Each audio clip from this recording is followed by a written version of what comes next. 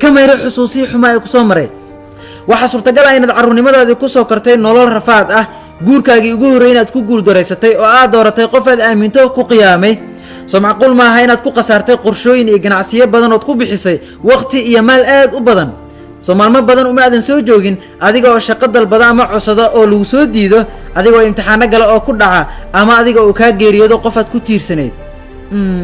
waa dhacdooyin aad u xanuun badan laakiin kama yara xusuusii xumaa ay ku soo maray sababtoo ah isku darka mushkiladahan iyo kuwo kale oo ka weynba ma noqon karaan mamarsiyo kaaga aadan inaad maanta ku noolaato nolol wanaagsan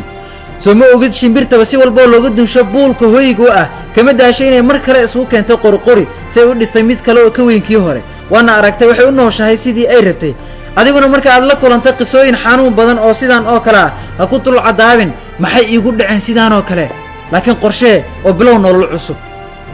maanta waa maalin kale oo cusub oo ku habboon dib u kabashada iyo horumarinta naftaada daadi fikradihii iyo dareenadii liitay ee ku dhisnaa isdhigashada rajaxumada isdhiibista cabsida iyo isla weynida maxaa yeele waxay sabab noqon karaan inaad mar kale la deristo dib u dhac kale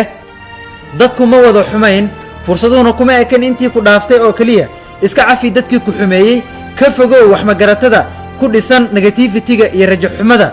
oo qorshee nolol cusub isla markaasna maanta ku dhaqaaq tilaabooyin muhiim ah oo ku jiheeya guusha hana ka quusan guusha